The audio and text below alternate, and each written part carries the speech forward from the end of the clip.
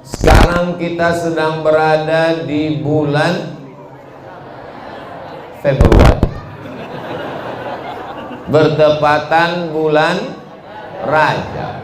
Di bulan Rajab itu ada momen besar yang luar biasa bernama Isra Mi'raj.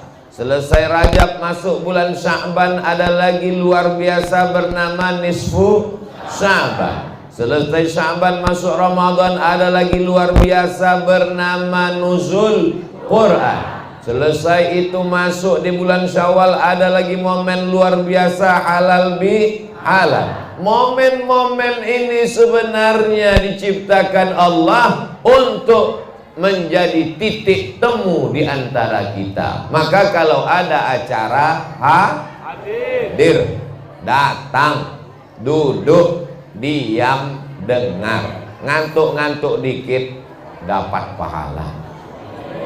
Makanya kalau ada jamaah yang ngantuk, saya nggak pernah marah. Itu menunjukkan bahwa ceramahnya merasuk ke dalam hati.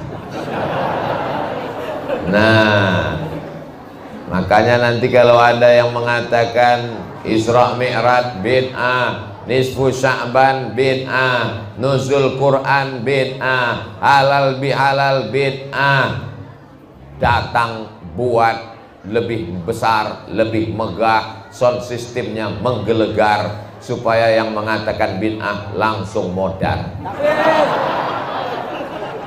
Ini nggak usah dipedulikan, anjing menggonggong kafilah berlalu. Tapi aduh, takut. Sebelum peristiwa Isra Mi'raj yang hebat, yang luar biasa, dari Masjidil Haram ke Masjidil Aqsa, naik ke Sidratul Muntaha, melihat surga dan neraka, ayat-ayat kuasa Allah, maka sebelum itu banyak yang dilalui oleh Rasulullah sallallahu alaihi wasallam. Di antaranya orang Makkah tidak menerima dakwahnya, diembargo, dimusuhi, dilempar, dicaci maki. Ada secercah harapan. Negeri itu bernama Taif. Lalu Nabi pun pergi ke Taif, jalan kaki lebih kurang 100 kilometer. Kenapa jalan kaki? Karena kalau naik kuda, naik unta nanti dicurigai oleh orang kafir Quraisy. Nah, ini mau melarikan diri. Maka Nabi jalan kaki supaya mereka tidak khawatir. Tujuan ke Taif untuk berdakwah, supaya orang Taif menerima dakwah Islam, bersyahadat la ilaha illallah Muhammadur. Ternyata Nabi di Taif tidak disambut dengan tola'al badru alaina, tidak disambut dengan marhaban ya nural aini, tidak disambut dengan marhaban jaddal husaini. Sampai ke Taif, apa yang dilakukan mereka? Mereka melempar Nabi pakai batu, pakai kayu, pakai tulang onta. Akhirnya kaki Nabi luka dan berdarah. Terompah sendal basah karena darah Nabi yang luka. Nabi berlindung di balik bukit. Apa kata malaikat Jibril alaihissalam? Kalau menetes darah kakimu itu ke tanah, kuratakan Taif itu semuanya, hancur lebur. Lalu apa yang dilakukan Nabi? Nabi mengusap darah kakinya supaya jangan sampai darah itu menetes ke.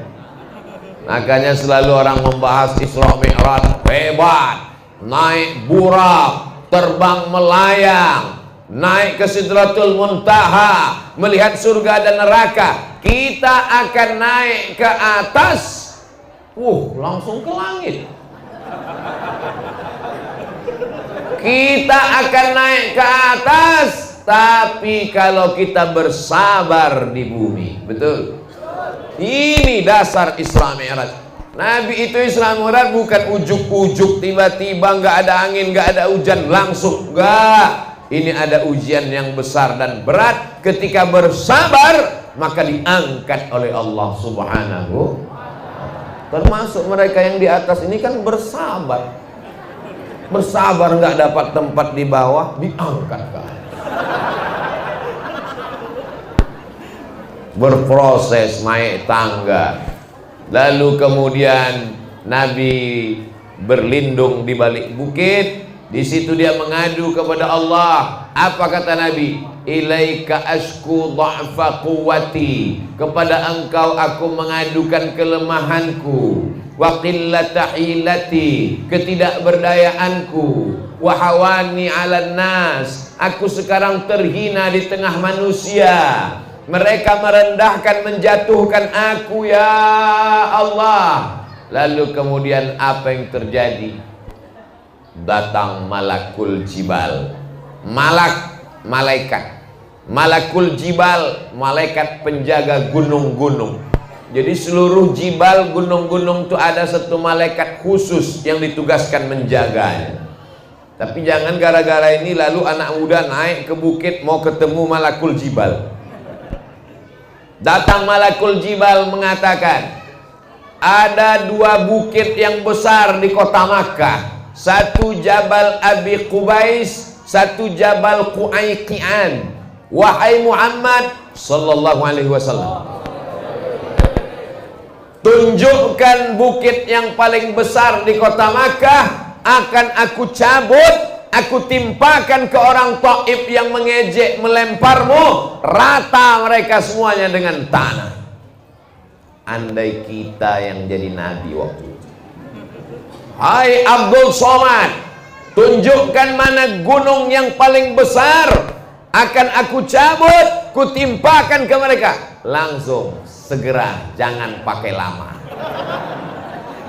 Tapi Nabi Muhammad sallallahu alaihi wasallam, apa kata beliau? Asallah an yukhrij min aslabihim man ya'budullah wa la yusyrika bihi syai'a. Ya Allah, keluarkanlah dari tulang sulbi mereka anak cucu yang akan menyembah Allah dan tidak mempersekutukan Allah dengan apapun. Akhirnya barokah doa Nabi, orang Taif 100% masuk Islam. Jadi kalau bapaknya musuh kita, cucunya salah apa enggak? Tapi kenapa kita marah sampai 7 turunan? Aku doakan kamu beserta anak cucumu 7 turunan jadi monyet. Nabi doanya, asallah an yukhrij min aslabihim, keluarkan keturunan mereka, man ya'budullah, menyembah Allah, wala yusyrika bihi syai'an, dan tidak mempersekutukan Allah. Akhirnya sekarang negeri Taif itu indah luar biasa. Mudah-mudahan panjang umur, sehat badan, kita bisa umroh. Amin. Dan mampir ke Taif.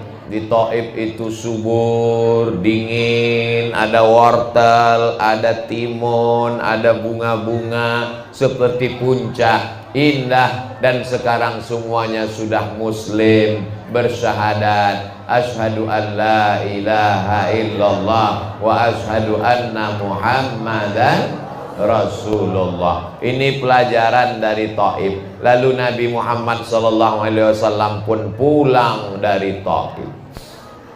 Dalam perjalanan pulang, Nabi membaca Al-Quran. Ketika sedang baca Quran, turun surat juz 29, namanya surat Al-Jin.